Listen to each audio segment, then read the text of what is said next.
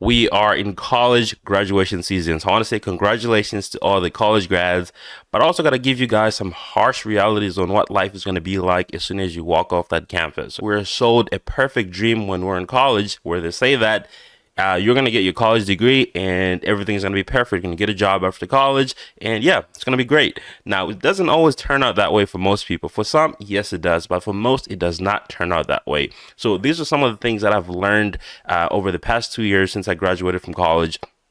The first one's going to be that you're not always going to work in the field you got your degree in, right? For most people, if you got your degree in finance and you're applying for finance position and you're not finding anything, it does not make sense for you to wait 6 months still applying, waiting to hear back. In the meantime, you can apply for a different job. Maybe you can apply to work in something that's not even related to finance. This is going to allow you to make money and pay your bills. And while you're working that job that you don't really like, you're going to be applying to the jobs that are in finance or whatever you want to get to. That is what you have to do. Do not apply for finance jobs and you're not hearing back and you just wait 6 months, 7 months, 8 months, a year. You have to be flexible enough to go work somewhere else that you might not like. And while you're working there, you're making money to pay your bills and you also apply to where you want to go. Okay. That is one thing that a lot of people don't realize. A lot of people are stuck in the mindset of, I have a degree in finance, I have to go work in finance, my first job has to be in finance.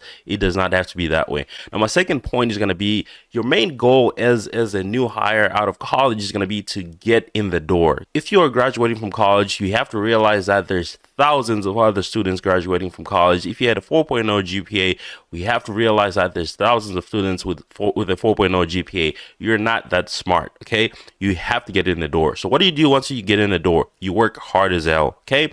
You show up early and you're the last one to leave. You work hard as hell. You collect a lot of experience.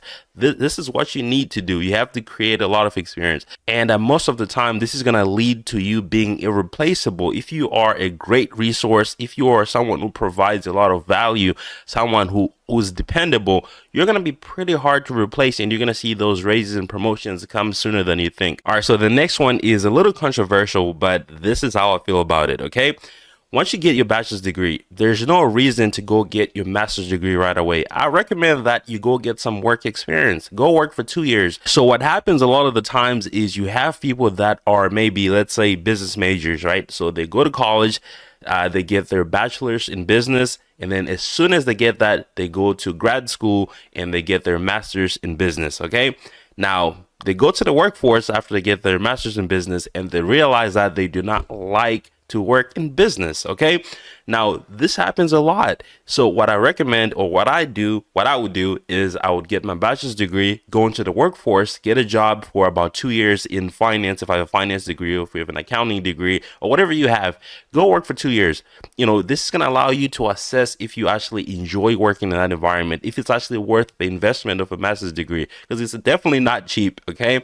Now, this is what I think you should do. A lot of people just go straight to get their master's degree, and then when they actually go to the workforce, they realize that, well, I don't really want to work in business.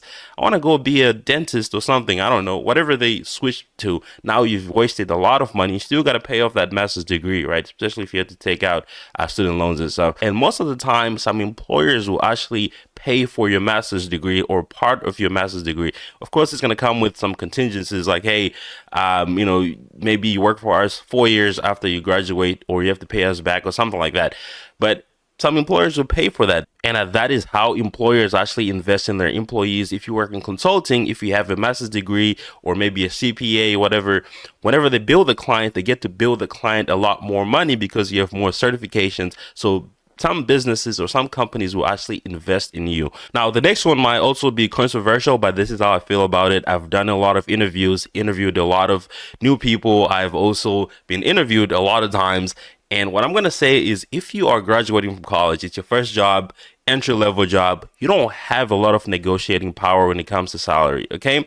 Now, what I recommend is you look up the average in your area. You can find this on Google. Look up average salary for financial analyst in San Antonio, Texas, right? and you're gonna find the average, and that should be kind of like your aim. If they're gonna ask you, obviously, what is your, what is your desired salary, and you want to aim for that average. Sometimes you are gonna have some type of negotiating power if you have multiple offers, and this offer is asking you, hey, do you have any other offers? You tell them, yes, I have this offer, and then they're like, how much are they paying you? And then you say, they're paying me that, and they might want to, give you a little extra or match them, or that's where you have negotiating power. But you don't have pure negotiating power, because you only have that if you have a lot of experience, right? They don't know you. They don't know what you actually bring to the table, right? So that is why earlier in my points, I say that you have to understand that the goal is to get in the door. Once you get in the door, work hard as hell. When you work hard as hell, you gain a lot of experience. Now you have a lot of negotiating power, because they know what you actually bring to the table. Some of the things you can negotiate is maybe moving expenses, right? That you can negotiate. You can ask for them to cover the moving expenses. And some companies will actually be able to pay for the whole thing, or maybe pay you a fixed amount. My last point is going to be, once you start your new job, you have to throw away 90% of everything you learned in college, okay?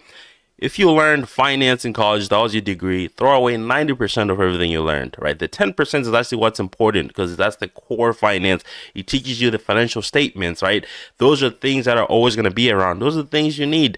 But once you get to your company, they are going to retrain you, right? So if you were a 4.0 student, if you were top of your class, now that you are an entry-level employee, you have to forget all of that. You're not that smart. You have to relearn. Learning things in college is different from actually doing it. Those are two different things. And you have to realize that once you are on this side of actually doing it, you have to relearn, okay? And your degree, it's good for the basics. You understand the basics, which is going to give you a good foundation. But to actually do it, you have to get that on the job training, because every company has their own policies and procedures. All right, so that is pretty much it for this video. Those were the harsh realities that no one tells college grads. Let me know in the comment section below if you can think of anything else that I missed. But thank you so much for watching. I'll see you guys in the next one. Peace.